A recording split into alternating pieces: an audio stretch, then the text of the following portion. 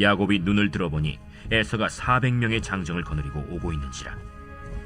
그의 자식들을 나누어 레아와 라헬과 두 여종에게 맡기고 여종들과 그들의 자식들은 앞에 두고 레아와 그의 자식들은 다음에 두고 라헬과 요셉은 뒤에 두고 자기는 그들 앞에서 나아가되 몸을 7번 땅에 굽히며 그의 형 에서에게 가까이 가니 에서가 달려와서 그를 맞이하여 안고 목을 어긋맞추어 그와 입맞추고 서로 우니라. 에서가 눈을 들어 여인들과 자식들을 보고 묻되 너와 함께한 이들은 누구냐? 하나님이 주의 종에게 은혜로 주신 자식들이니이다. 그때 여종들이 그의 자식들과 더불어 나와 절하고 레아도 그의 자식들과 더불어 나와 절하고 그 후에 요셉이 라헬과 더불어 나와 절하니 내가 만난 바 이 모든 때는 무슨 까닭이냐? 내 주께 은혜를 입으려 함이니이다. 내 동생아, 내게 있는 것이 족하니 내 소유는 내게 두라. 그렇지 아니하니이다. 내가 형님의 눈앞에서 은혜를 입어 싸우면 청하건대 내 손에서 이 예물을 받으소서. 내가 형님의 얼굴을 배운즉 하나님의 얼굴을 본 것 같사오며 형님도 나를 기뻐하심이니이다. 하나님이 내게 은혜를 베푸셨고 내 소유도 족하오니 청하건대 내가 형님께 드리는 예물을 받으소서 하고 그에게 강권함에 받으니라. 에서가 이르되 우리가 떠나자. 내가 너와 동행하리라. 내 주도 아시거니와 자식들은 연약하고 내게 있는 양떼와 소가 새끼를 데리고 있은즉 하루만 지나치게 몰면 모든 떼가 죽으리니 청하건대 내 주는 종보다 앞서 가소서. 나는 앞에 가는 가축과 자식들의 걸음대로 천천히 인도하여 세일로 가서 내 주께 나아가리이다. 내가 내 종 몇 사람을 내게 머물게 하리라. 어찌하여 그리하리이까? 나로 내 주께 은혜를 얻게 하소서. 이날에 에서는 세일로 돌아가고 야곱은 숫곳에 이르러 자기를 위하여 집을 짓고 그의 가축을 위하여 우릿간을 지었으므로 그 땅 이름을 숫곳이라 부르더라. 야곱이 밧단 아람에서부터 평안히 가나안 땅 세겜 성읍에 이르러 그 성읍 앞에 장막을 치고 그가 장막을 친 밭을 세겜의 아버지 하몰의 아들들의 손에서 백크시타에 샀으며 거기에 제단을 쌓고 그 이름을 엘엘로헤 이스라엘이라 불렀더라.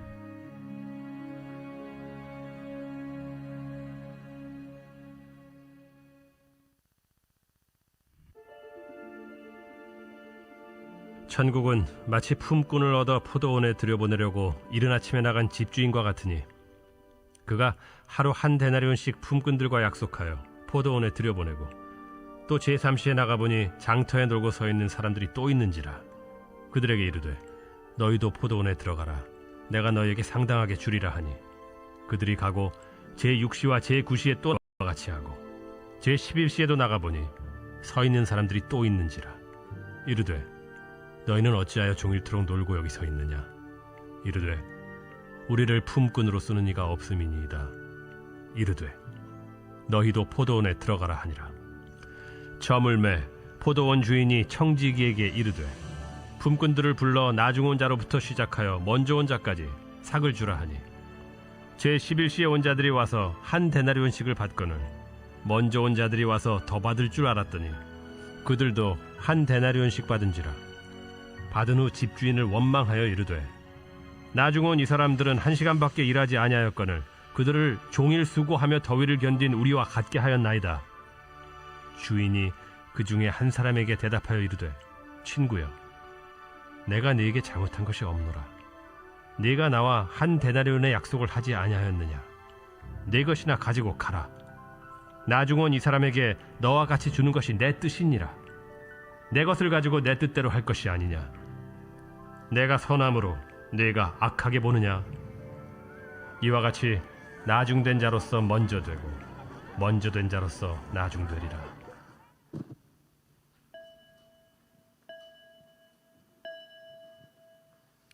이 시간 하나님께서 우리를 예배로 부르십니다. 이 시간 다 같이 일어나셔서 영과 진리로 예배로 나아가도록 하겠습니다.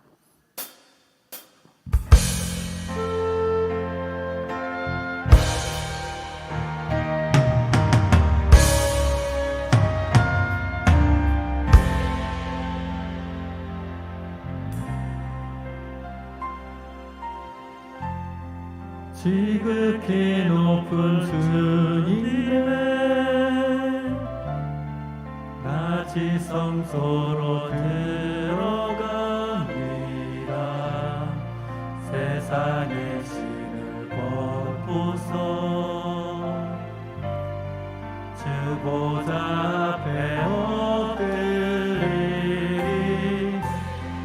내 주를 향한 사랑과 그 신뢰가 사그러져 갈 때 하늘로부터 이곳에 장막이 덮이네. 함께 찬양하시겠습니다. 이곳을 덮으소서. 이곳을 비추소서. 내 안에 무너졌던 모든 소망 다 회복하리니. 이곳을 지나소서. 이곳을 만지소서. 온 맘과 힘을 다해 오직 주만 다 경배합니다.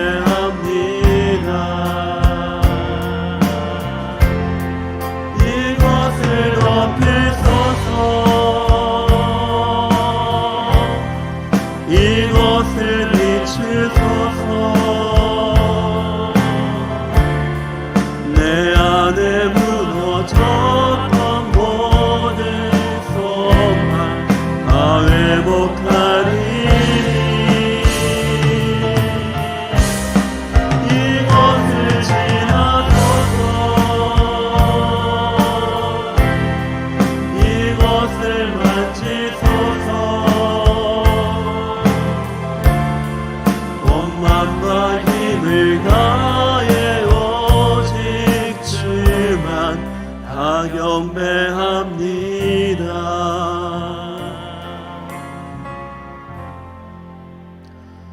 여호와는 내 빛이시요 내 구원이시니 내가 무엇을 두려워하겠습니까? 여호와는 내 삶의 힘이시니 내가 누구를 무서워하겠습니까? 하나님, 이 시간 가운데 광대하시고 나의 힘이시고 내 능력이신 여호와를 경배해 드립니다. 우리의 예배를 받아 주시옵소서. 걸어가신 예수님의 이름으로 기도드렸습니다. 아멘. 우리 박수 치시면서 광대하신 거룩하신 하나님께 찬양 드리도록 하겠습니다.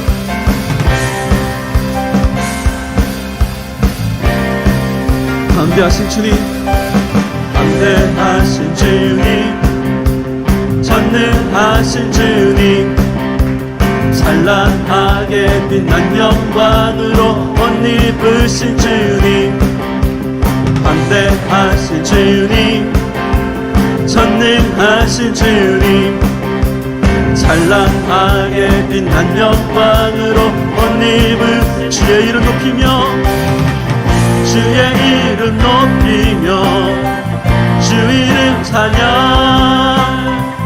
우리를 구원하신 주 통치하시네.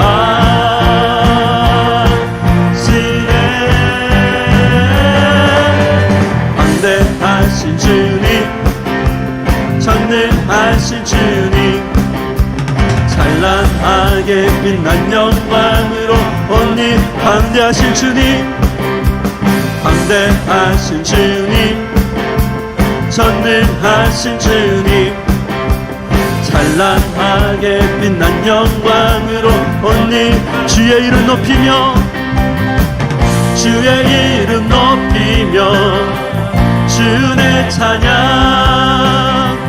우리 구원하신 주 통치하신 주의 이름 높이며, 주의 이름 높이며, 주의 찬양. 우리 구원하신 주 통치하시네. 광대하신 주, 광대하신 주 전능하신 왕 전능하신 주 만물의 주가 광대하신 주 광대하신 주 전능하신 왕 전능하신 주 만물의 하나님께 영광 하나님께 영광 우리 왕께 영광 주님께 영광 만물의 온 세상 위에 가장 높으신 그 이름 그는 여기도다 만물을 창조하셨네 광대하신 주 전능하신 왕 전능하신 주 만물의 주 하나님께 영광 하나님께 영광 우리 왕께 영광 주님께 영광 만물의 주관자 만물의 주관자 만물의 주관자 할렐루야 전능하신 하나님을 찬양드립니다. 자리에 앉으셔서 계속해서 찬양으로 나아가도록 하겠습니다.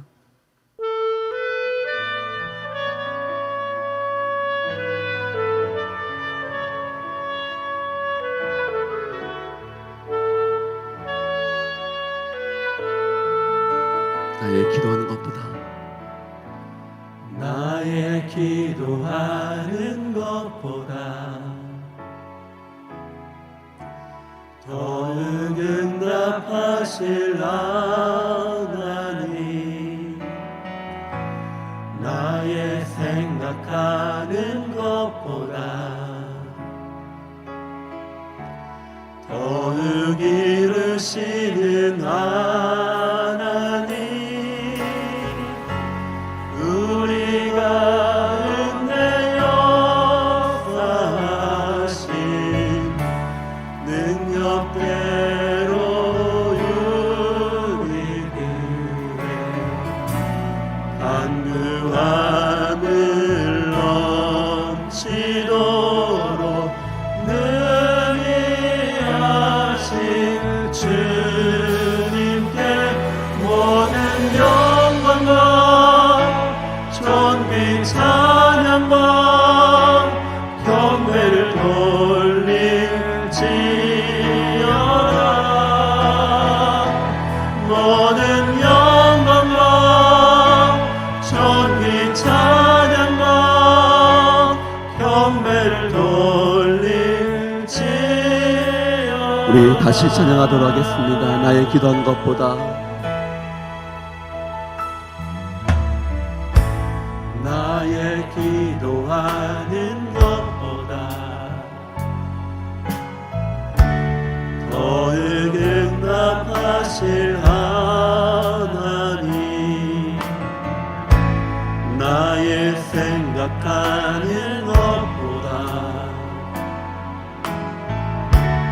더 이루시는 하나님 우리가 은혜 역사하신 능력대로 우리들의 간구함을 넘치도록 능히 하실 주님께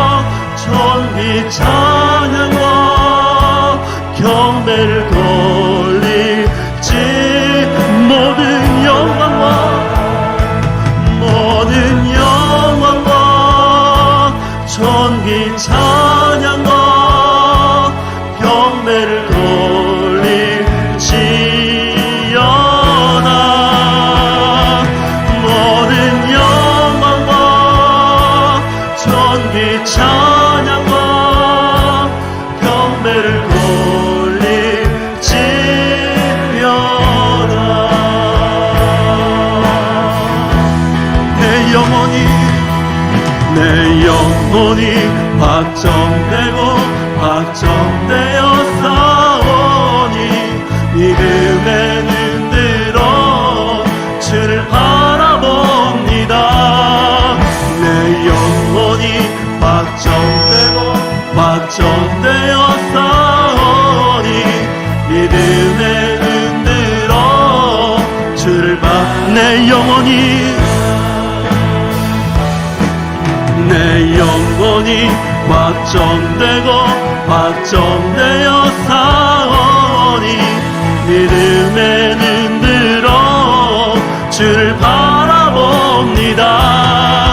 내 영혼이 확정되고 확정되어 싸우니 믿음에는 들어 주를 우리 한 번 더 고백하겠습니다.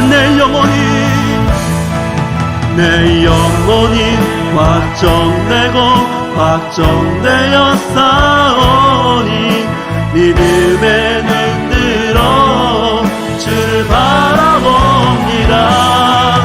내 영혼이 확정되고 확정되어 싸우니 믿음에는 들어 주를 바라봅니다.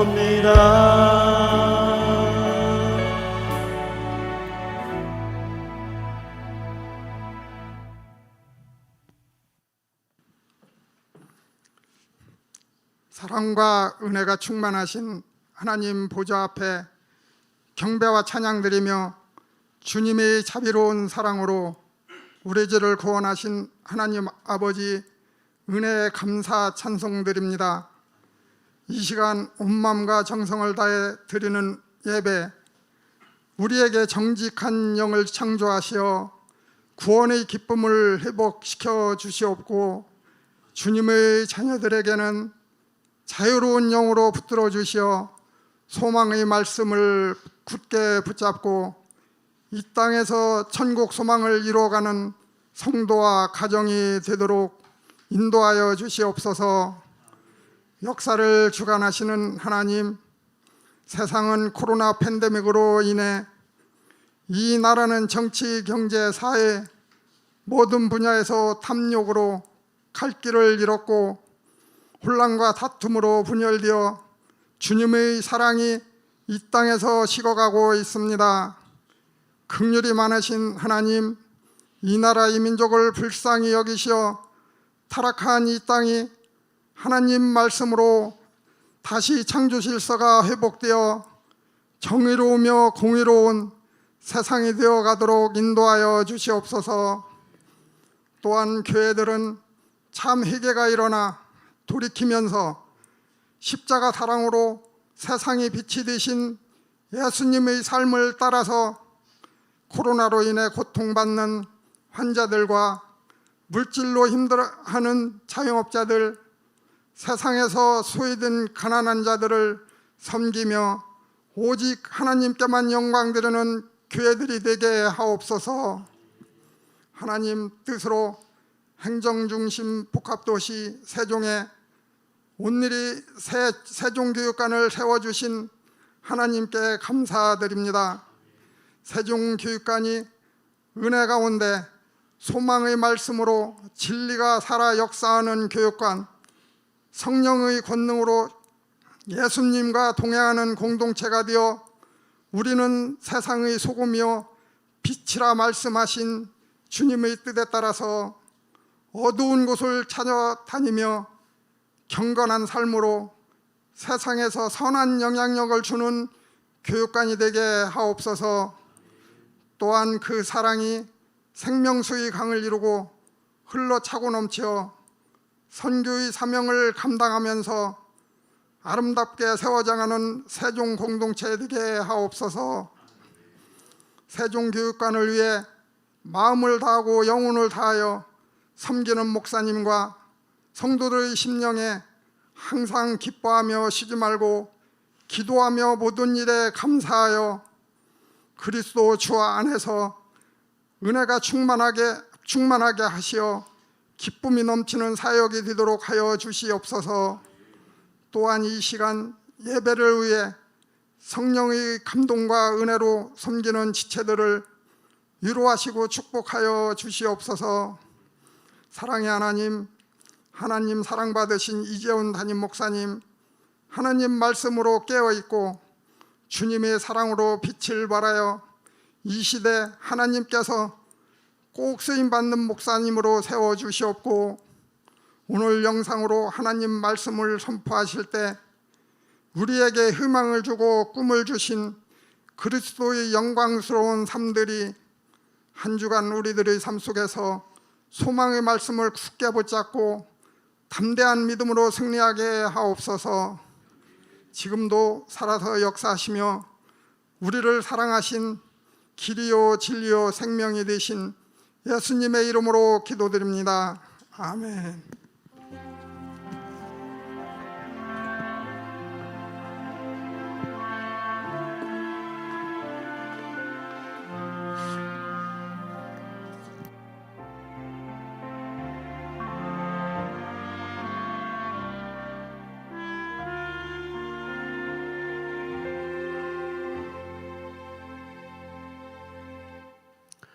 네, 세종교육관 주의 2부 예배 오신 여러분들을 예수님으로 축복합니다. 또 영상으로 함께 참여하고 계시던 모든 성도님들도 함께 축복합니다. 우리 앞뒤 옆 사람과 함께 인사하도록 하겠습니다. 소망의 복음을 굳게 잡으십시오. 소망의 복음을 굳게 잡으십시오. 네, 함께 옆 사람에게 찬양하시면서 축복하도록 하겠습니다.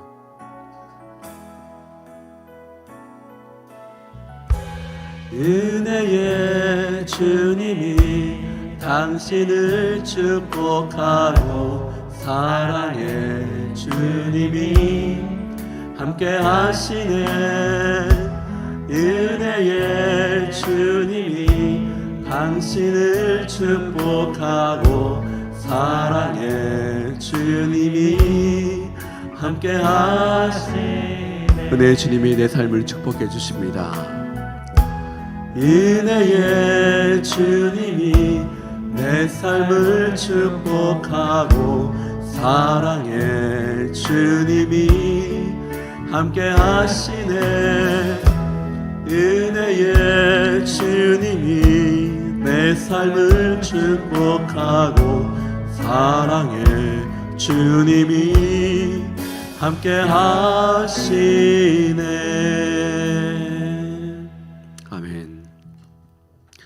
교회 소식을 전해드리도록 하겠습니다. 이번 주와 다음 주는 선교 헌금 작정 주일입니다. 오늘이 교회 홈페이지 그리고 QR코드 유튜브 채널 더보기를 통해서 동참할 수가 있습니다. 이 자리에 직접 참여하셔서 작정서를 써주시거나 혹은 온라인으로 하시기가 어려우신 분들은 목회지원실이나 안내되고 있는 우리 서빙고 본부의 선교 본부에 연락해 주시면 전화로서도 참여할 수 있습니다. 90일의 기적 새벽 기도회가 계속 진행되고 있습니다. 월요일부터 금요일까지 세종교육관 본당 여기서도 계속 오픈되고 있사오니 집에서 기도하기 힘드신 분들 나와서 함께 기도하셔도 될 것 같습니다. 저희가 이 좌석은 35명까지 가능하기 때문에요. 새벽 기도에 35명은 넘어도 좋을 것 같습니다. 계속해서 대한민국 피로 프로젝트 생명 나눔의 기적이 나누고 있습니다.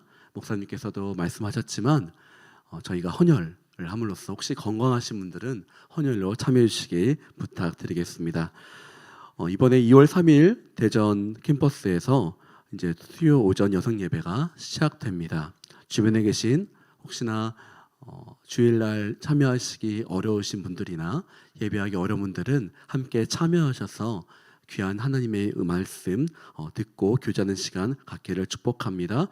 또 담임 담당 목사님께서 순례의 길에서 만나는 예수 그리스도라는 제목으로 수요 저녁 예배 계속해서 인도하고 계십니다. 많은 은혜 받기를 축복합니다. 오늘 우리 계시는 하나님 말씀 함께 읽도록 하겠습니다.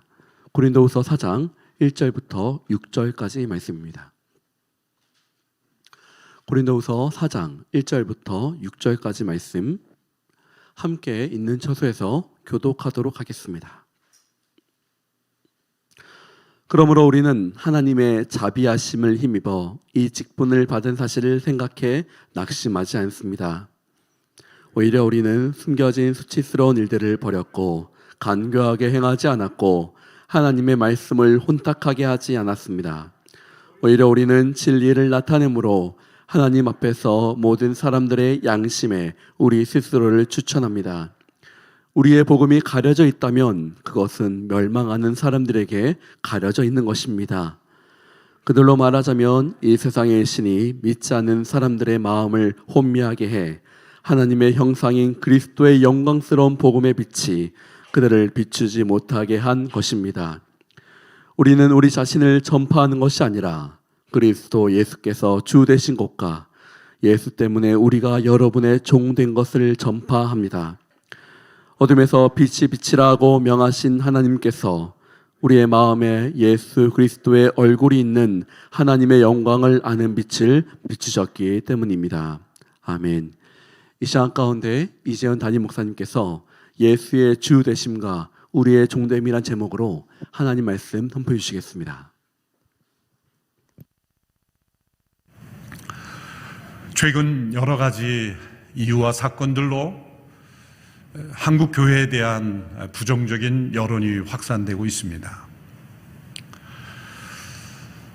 이러한 일들로 인하여 우리 마음속에 이런 생각이 들 수 있습니다. 이러한 상황 속에서도 교회는 복음을 전하여 예수님을 믿으라고 말할 수 있는가?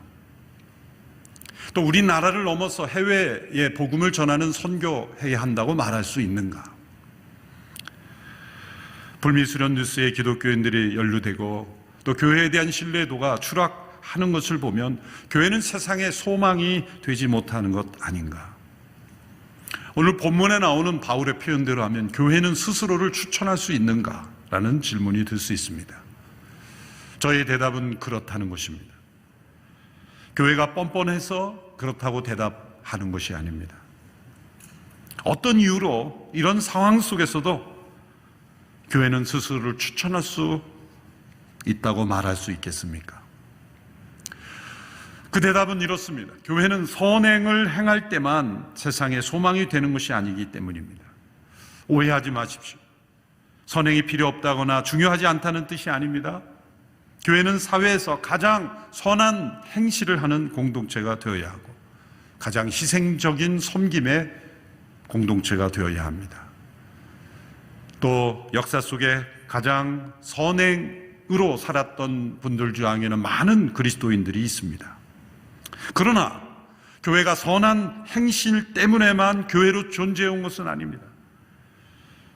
사실 역사를 되돌아보면 교회는 역사 속에서 수많은 과오를 저질렀습니다. 대표적으로 십자군 전쟁을 보십시오. 잘못된 신앙의 관점, 잘못된 역사의 관점으로 역사를 혼란에 빠뜨리고 많은 전쟁을 일으켰습니다. 또한 유럽에서 신대륙으로 건너간 청교도들이라고 불리우는 그들은 순수한 신앙을 추구하여 퓨리탄이라고 불리었지만 사실 그들의 기여와 더불어 어두운 면이 많습니다. 올바르지 않은 성경 해석, 율법주의적인 그런 제도로 인해서 엄청난 과오를 저질렀습니다. 또한 원주민이었던 인디안들에 대한 부당한 핍박, 제한들 다 어두운 역사들입니다. 교회 역사적으로 수많은 이단 사이비들이 교회로부터 발생하여 사회를 어지럽혔습니다. 이렇게 많은 문제들이 나타났음에도 교회는 왜 역사 속에 사라지지 않고 있는 것일까? 그 이유를 우리는 생각해 보아야 합니다. 그것은 교회가 믿고 전하는 복음의 진리 때문입니다. 그 진리가 살아있는 진리이기 때문입니다. 때로 그 우리가 믿는 진리와 우리의 삶이 너무나 차이가 나기 때문에 때로 비난받고 욕을 먹죠. 그래서 어떤 사람들은 차라리 믿는다거나 말하지 말지라고 접근하죠. 사실 그것은 바보 같은 접근이요 질문입니다. 우리가 그렇게 살지 못하기 때문에 진리가 사라지는 것이라면 진리가 아니죠. 우리가 선행을 행할 때만 진리이고 때로 우리가 잘못과 오류가 있다면 진리가 아니라면 그것은 진리가 아닌 것입니다. 진리는 우리의 선행에 의하여 좌우되는 것이 아니기 때문이죠. 어떤 사람들은 많은 이단 사이비들이 나오기 때문에 교회가 고백하는 진리를 믿을 수 없다고 생각하는 사람들이 있죠. 그러나 이렇게 생각해 보십시오. 사회에 보면 어떤 제품에 소위 가짜로 만든 짝퉁 제품들이 많죠. 그런데 오리지널이 가짜인 것에 짝퉁 봤습니까? 짝퉁 제품 봤습니까? 짝퉁은 다 명품들에 있는 거예요. 예수 그리스도의 복음의 진리가 진짜 진리이기에 그 진리를 유사로 만들어서 자신의 탐욕과 자신의 욕망을 채우고 헛된 길로 인도하는 이들이 역사적으로 가장 많이 일어났습니다. 그러한 이단 사이비들이 많이 일어났기 때문에 복음의 진리가 거짓이라는 뜻이 아니라 정반대로 진짜 진리라는 증거이기도 합니다. 고린도후서를 쓴 이 사도 바울은 매우 낙심할 수 있는 환경에 처해 있었습니다. 그것은 자신이 복음을 전하여 세운 교회로부터 그 성도들로부터 무자격자 혹은 거짓 사도라는 공격을 받았기 때문입니다. 여기서 낙심이라는 것은 힘이 빠지는 정도가 아니라 포기하고 싶은 정도를 의미합니다. 그러나 바울은 낙심하지 않았습니다. 저는 이 말씀을 통해서 요즘 참 낙심되는 일들이 많이 일어나는 그런 일들 가운데 우리가 낙심하지 말아야 될 이유를 발견하는 것입니다.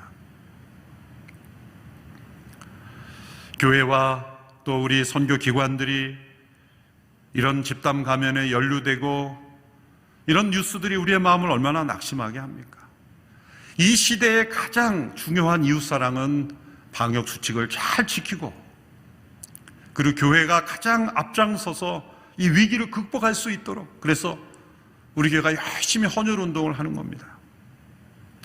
저는 이 90일의 기간 매일 헌혈하는 것뿐만 아니라 2021년 동안 우리 온누리교회 성도들이 가장 헌혈을 많이 하는 그런 대한민국 국민이 되었으면 좋겠습니다.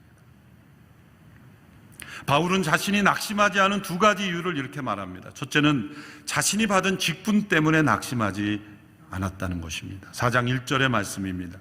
그러므로 우리는 하나님의 자비하심을 힘입어 이 직분을 받은 사실을 생각해 낙심하지 않습니다. 바울이 하고 싶은 말은 이겁니다. 자신이 지금 복음을 전하는 이 직분을 받은 것은 내 스스로가 만들어낸 것이 아니지 않느냐라는 겁니다. 여러분, 교회가 만일 일정한 사람들이, 지혜로운 사람들이 모여서, 지식인들이 모여서 정관을 만들고 제도를 만들고 우리가 이것을 믿는다고 세우자라는 일종의 컨페션을 만들고 그러한 것들을 사람들이 만들어서 세워진 공동체라면 교회는 역사적으로 벌써 사라졌을 겁니다. 그러나 수많은 교회의 과오와 때로 오류들과 부족함이 있었음에도 불구하고 수천 년의 역사 동안 교회가 존재한 것은 이 바울의 고백대로 하나님의 자비하심, 하나님의 긍휼과 은혜로 세워진 공동체이기 때문입니다. 하나님이 세운 두 개의 기구, 하나는 가정이요 또한 교회입니다. 따라서 사회에서 때로 교회를 향하여 당신들은 믿는 대로 살지 못하는 위선자요, 그런 공격을 할 때 우리는 겸손하게 그렇습니다. 우리는 때로 믿는 대로 고백하는 대로 살지 못하는 부족하고 연약한 위선자입니다. 그러나 우리는 오직 하나님의 은혜와 자비하심으로 성도로 구원받은 사람들입니다. 그런 겸손한 태도로 답변해야 합니다. 바울이 지금 그런 태도를 가지고 있는 겁니다.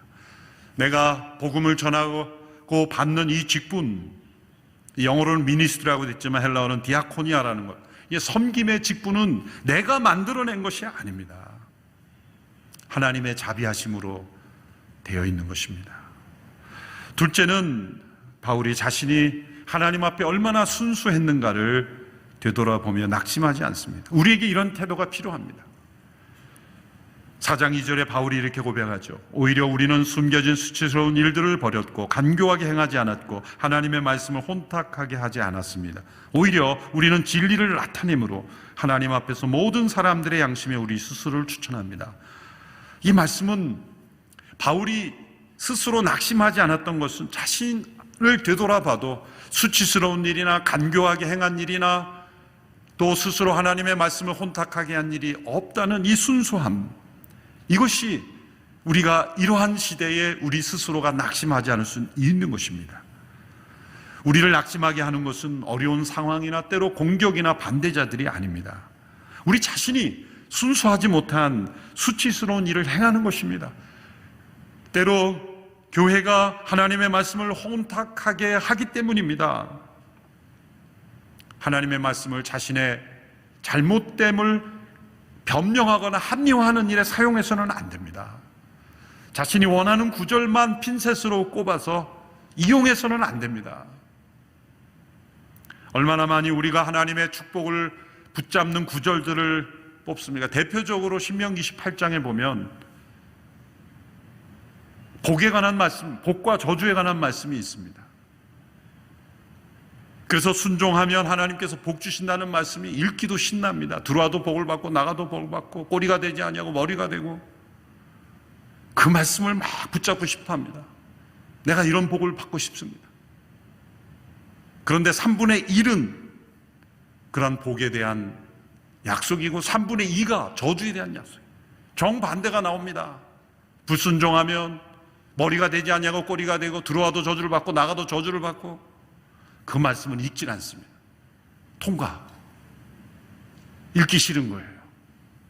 성경의 예언서의 수많은 죄에 대한 책망, 불순종과 의롭지 않은 삶에 대한 하나님의 징벌에 대한 말씀은 귀 기울이지 않는, 이게 하나님의 말씀을 혼탁하게 만드는 거예요. 자기중심적으로 하나님의 말씀을 해석하고 잘못한 것은 잘못했다 말하면 될 것을, 그것을 말씀으로 포장해서는 안 되는 것이죠.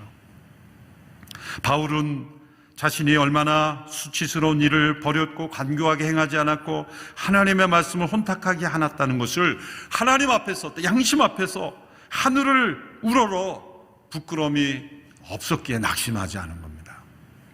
우리에게 이러한 일들이 필요합니다. 바울을 지탱해 준 것은 그가 전하는 복음의 진리 때문입니다. 교회의 부족함이 이 하나님의 진리를 사라지게 할 수 없다는 겁니다. 그러면서 이 사도 바울은 보다 심층적인, 지금 일어나고 있는 자신과 이 고린도 교인들과의 갈등을 뛰어넘어서 그 이면에 오고 오는 모든 역사에 일어나는 보이지 않는 영적 전쟁에 대한 말씀을 줍니다. 교회가 복음을 전파하는 것, 하나님의 진리를 증거하는 것은 어떤 의미가 있는가?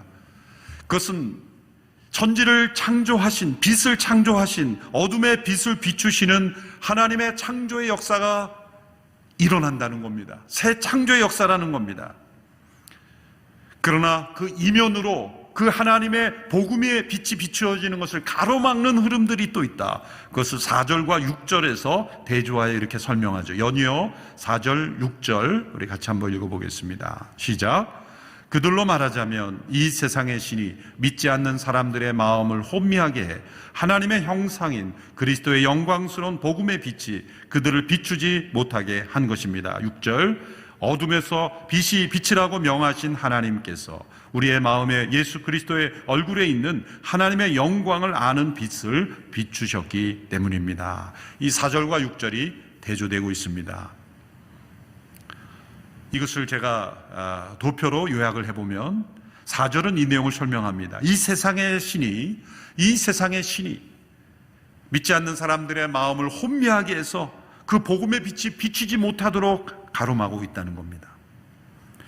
그러나 창조주 하나님께서는, 어둠에서 빛이 빛이라고 하신 그 창조주 유일하신 하나님께서는 하나님의 영광을 아는 빛을 비추어주고 있다는 겁니다.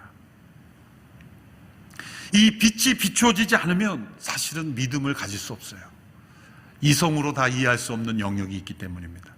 어둠 가운데 빛을 비추어 주신 하나님께서 우리의 어두운 영혼에 빛을 비추어 주실 때 그것은 단순한 계몽이 아닙니다. 계몽 시대를 말 인라이트먼트가 아닙니다.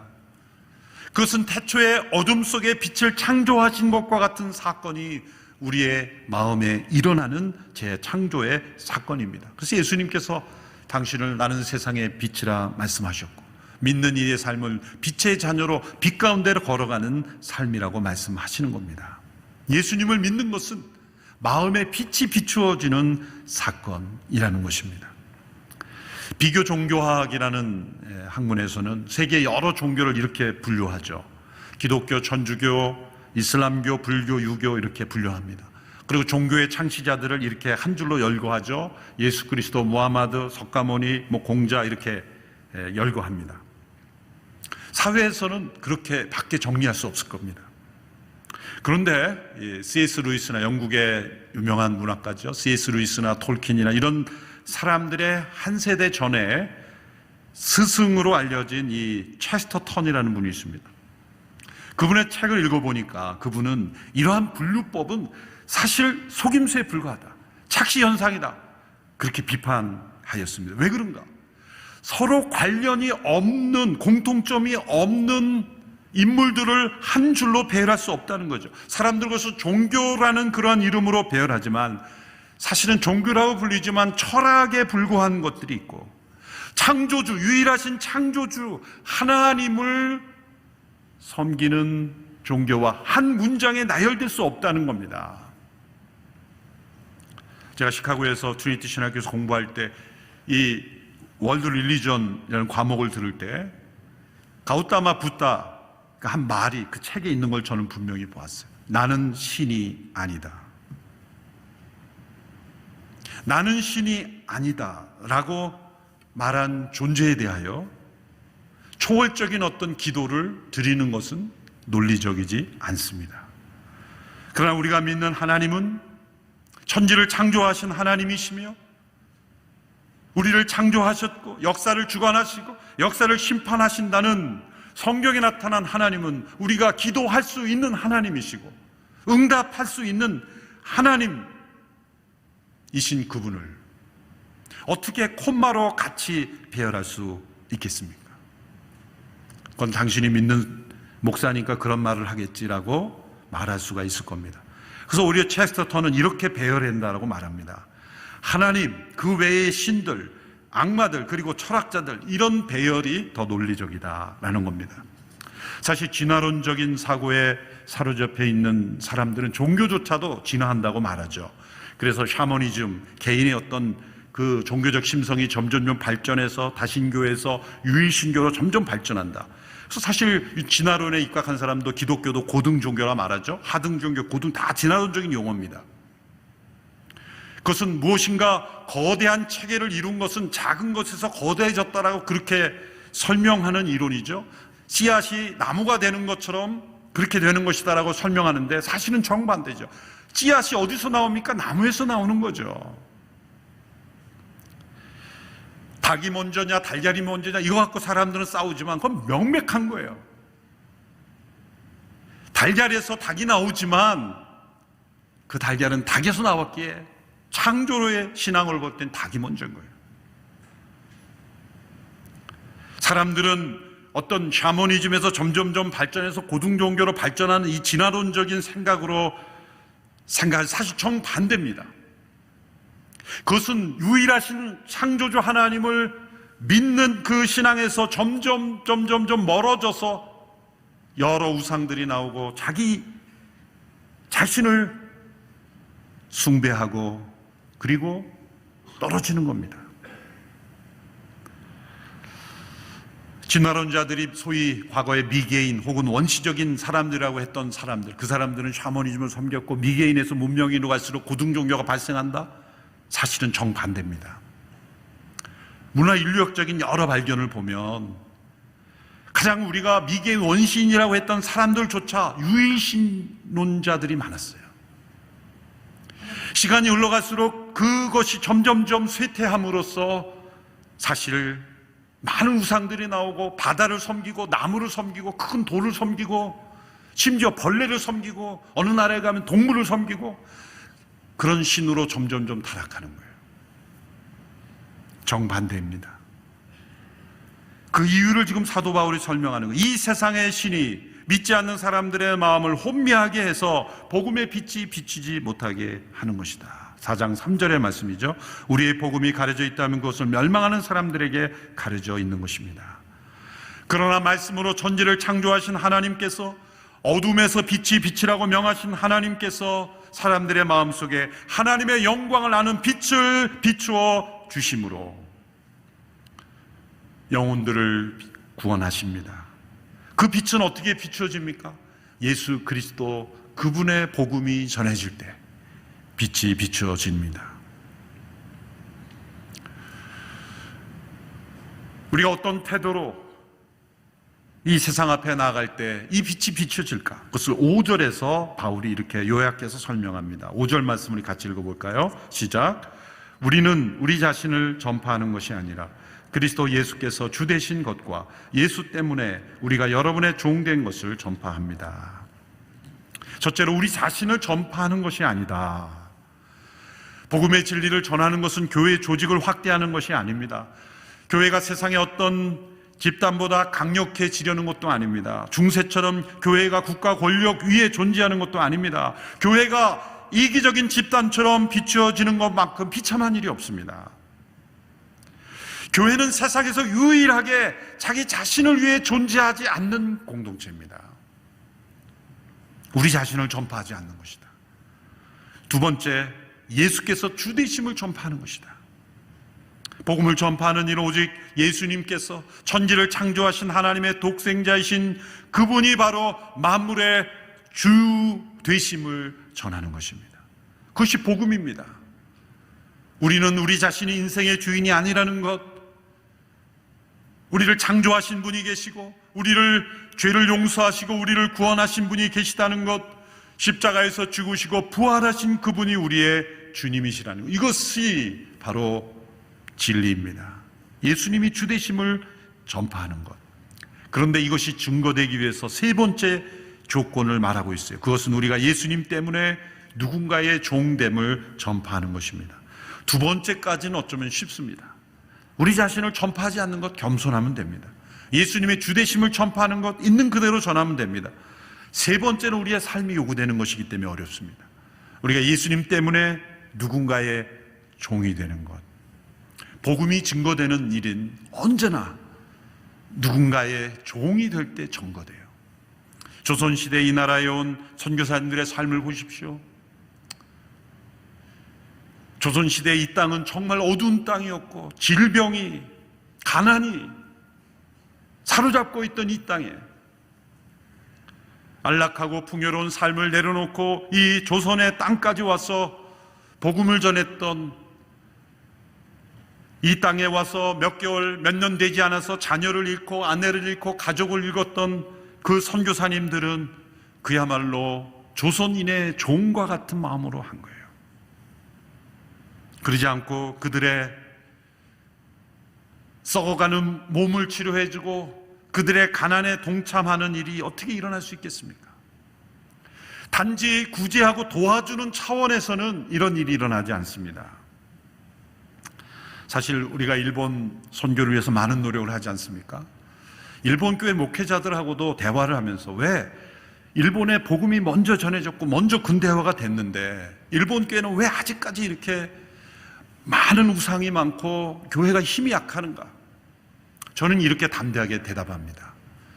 당시에 조선에 오려면 일본을 거쳐서 왔어야 돼요. 그래서 일본의 항구에서 이 조선에 지금 전쟁이 있느냐 없느냐 여러 가지 상황을 살피고 대기하다가 이 조선 땅에 건너오는 거예요. 그러니까 일본에 머무른 선교사들이 훌륭하지 않다는 게 아니라 당시에 일본에 머무른 선교사님의 희생과 거기서 한 단계 더 이 한반도까지 배를 타고 온 사람들의 헌신은 비교할 수 없는 거예요.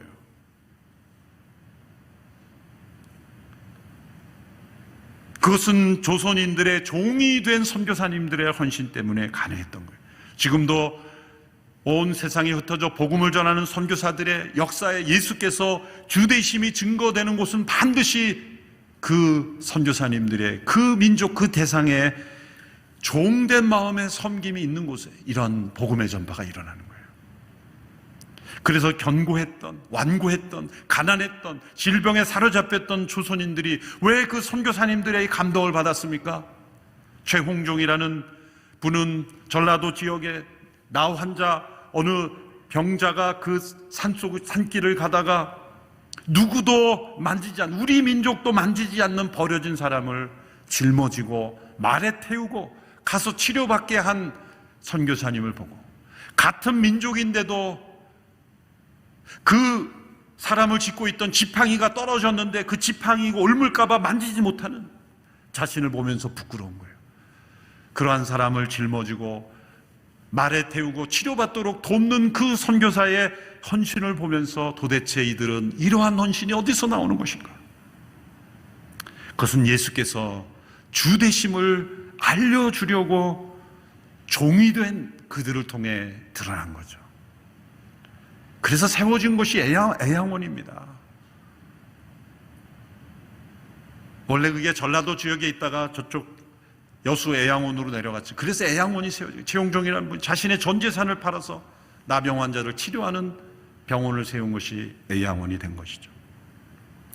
주 2세기 로마 엘리트 계층들에는 소위 예수님을 믿는 사람들이 도대체 어떤 사람들인지를 궁금했어요. 한 사람이 디오그네투스라는 로마 관리에게 편지를 썼습니다. 그는 1, 2세기의 초대교회 예수 믿는 사람들의 모습을 표현하면서 이런 용어를 썼습니다. 제3의 종족이다. 이 사람들은 제3의 종족이다. 그것은 로마인과 유대인이 아닌 제3의 종족이라고 표현한 거예요. 그들 가운데는 로마인도 있었고 유대인도 있었어요. 그러나 이들은 로마인, 유대인이 아닌 제3의 종족이라고 이름을 붙인 거죠. 그 이유는 이렇습니다. 첫 번째 종족인 로마인들은 어떻게 살았습니까? 로마 황제를 중심으로 그들은 다원주의 사회였습니다. 다양한 신들을 섬겼습니다. 자기가 어떤 신을 섬기든지 그것은 중요한 것이 아닙니다. 단 한 가지 조건만 충족하면 됩니다. 로마 황제를 주라고 부르면 됩니다. 퀴리오스, 그것은 주님으로 모신 것, 최고의 신이다. 그것만 고백하면 무슨 짓을 하고 어떻게 하든 다 법으로 보호해주고 로마의 시민권을 가진 자들을 보호해 주었어요. 황제를 퀴리오스로, 나의 주님으로 고백하면 로마 시민으로서 모든 것을 보장받던 그런 시대. 요즘 소위 선진국이라고 하는 이 유럽과 북미 대륙의 나라들을 보면은 로마 제국의 그런 모습이 그대로 나타납니다. 다원주의 사회, 소위 톨레랑스하는 관용, 포용, 이런 것이 가장 중요한 가치고, 무엇이 진리냐는 중요한 게 아니다. 자기가 진리라고 느끼면 진리다. 느낌이 진리가 됐어요. 어떻게 남자와 여자 외에 과학적으로 나오지 않은 염색체를 분류될 수 없는 성이라고 말할 수 있어요. 로마 사회가 그랬어요. 과학적이지도 않고 상식적이지도 않습니다. 다원주의 사회에서 모든 것을 다 포용한다는 생각 속에 단 한 가지만 고백하면 됩니다. 로마 황제가 퀴리오스다. 두 번째 종족은 유대인으로 사는 사람입니다. 그 유대인들은 한 분 하나님 여호와를 예비하고 헌신했지만 이 사람들은 문화적으로 완전히 고립된 사람들이에요. 구약에 나타난 모든 의식들은 다 폐지되었음에도 불구하고 과거에 얽매여 살아가는 수구주의적 사고방식에 빠져 살아가는 유대인들이었어요. 그런데 그리스도인들을 바라보면 이 사람들은 로마인이지만, 유대인이지만 제3의 종족이 같다. 그들은 로마 사회에서 그들이 쓰는 언어를 사용하고 그들이 입는 옷, 먹는 음식을 먹으며 똑같은 삶을 살았지만, 그리고 심지어 로마 황제를 위해서도 기도했지만 다른 점은 로마 황제를 주라 고백하지 않은 것입니다. 그래서 이 핍박이 시작되는 3세기 때 로마 제국의 그리스도인들을 분별하는 방법은 인사법이었어요. 인사를 던집니다. 당신의 주님은 누구입니까? 그러면 로마인들은 다 시저가 나의 퀴리오스다 고백했어요. 그러나 그리스도인들은 예수 그리스도가 나의 주님이십니다. 그 한마디 대답으로 화영장으로 끌려가고 맹수들의 밥이 되었던 겁니다. 그 한마디만 거짓말하면 살 수 있었지만 그들은 그렇게 하지 않았어요. 그들은 다른 삶을 살았어요. 로마 제국에 살았지만 그는 외국인으로서 그 땅에 사는 거주민이었어요. 그래서 에일리언 레지던트라는 말이 나온 거죠. 이 땅에 살지만 이 땅에 속하지 않은 삶을 산 거예요. 그것은 예수 그리스도를 주로 고백하며 그들은 로마 제국에 살았던 많은 사람들과 달리 그 시대 사람들의 종처럼 살았어요. 억울한 신분의 종이 아니라 기꺼이 기쁜 마음으로 종이 된 사람들, 그것은 예수님이 주님이라는 것을 증거하기 위해 종된 사람들이에요. 역사가들이 초대교회 성도들의 놀라운 면을 많이 기록했죠. 그 중에 하나가 그 당시에도 오늘날 같은 전염병이 있었어요. 너무나 심각한 전염병으로 거리의 곳곳에 시체들이 너부러져 있고 공무원들조차 그 시체에 전염될까 봐 손을 대지 못하는 그러한 일들 속에 그리스도인들이 나섰습니다. 거리의 시체들을 치우고 청소하고 모르는 사람들을 잘 장례를 치러주고 그들이 그리스도인들이었어요. 그래서 그들은 제3의 종족이다, 그런 별명이 붙였던 것입니다. 우리 자신을 전파하는 것이 아니라 예수님이 주되심이 확실한 진리라면 그것이 증거되기 위하여 우리는 이 시대에 종의 마음을 품고 살아야 돼요. 대한민국에 예수 그리스도가 주되심이 증거되려면 우리 그리스도인들이 가장 사람들이 하기 싫어하고 피하고 원치 않는 일을 해야 되는 겁니다. 직장에서 가장 하기 싫어하는 일을 앞장서서 하는 사람이 그리스도인이 되어야 되는 거예요. 그래서 몇몇 교회 목사님들과 헌혈운동을 하는 겁니다. 피가 부족한 이때에 우리 그리스도인들이 가장 많은 피를 나눌 때 우리는 제3의 종족이라 자천할 수 있는 겁니다. 교회가 이러한 시대에 스스로를 추천할 수 있는가라는 질문을 말씀을 시작했습니다. 사도 바울이 스스로에게 던졌던 질문입니다. 오늘 이 시대 온누리교회가 전 세계를, 우리나라만이 아니라 전 세계에 복음을 전하는 교회로 부르심을 받았습니다.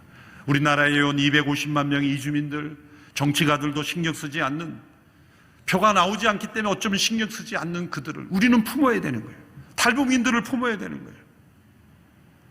이 땅에 오는 수백만 명의 이주민들, 그들의 자녀, 방황하는 자녀들을 어쩌면 우리는 그냥 노동력이라고 생각하는 그들을 우리는 진심으로 사람으로 대해드리고 그들이 대한민국에 와서 일하게 된 것을 가장 인생의 축복이라고 여길 수 있도록 어쩌면 그들이 이 나라를 지탱하는 노동력이 아니라 우리가 그들의 종된 마음으로 섬겨야 되는 거예요. 우리 사회의 곳곳에 그러한 영역을 우리가 바라보고 교회가 세상을 섬기는 종된 마음을 품을 때 우리가 믿는 복음의 진리가 빛이 비추어 줄 줄로 믿습니다. 기도하겠습니다. 하나님 아버지, 코로나 팬데믹으로 어려운 재난의 때에 초대 그리스도인들이 제3의 종족이라 불리우며 복음의 빛이 비추어지도록 쓰임 받았던 것처럼 오늘 이 시대에 한국 교회가, 온누리교회가 복음의 빛이 세상 가운데 비추어지는 하나님의 역사의 통로가 되기에 부족함이 없도록 역사하여 주옵소서. 예수님의 이름으로 기도하옵나이다. 아멘. 이제 선교 우리 사님들, 우리 선교사님들 가운데 코로나 때문에 들어왔다 못 들어가는 분도 있고 또 위험을 피해 들어온 분도 있지만 많은 분들이 현장에서 그 위치를 지키고 있습니다. 왜냐하면 가장 어려울 때 그들의 섬김의 통로가 되어야 되기 때문입니다. 우리 선교사님들의 영상을 잠시 보시고 작정하는 시간을 갖겠습니다.